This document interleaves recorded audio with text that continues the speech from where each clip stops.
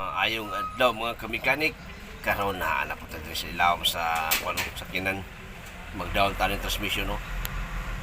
Transmission sa Suzuki Multicab pick-up type. Kani provide po rin siya. May problema ni ingon pa ni customer. Mudagan daw siya og tersira, wala.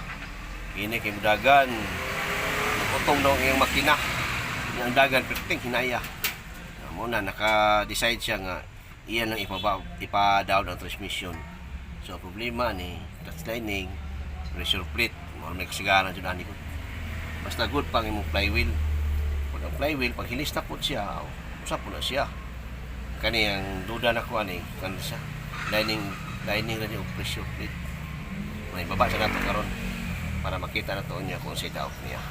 Okay, ayos kayo. Salamat kayo sa inyong kanunay nga suporta. Ako mga video nga way mga pulos. Okay, salamat.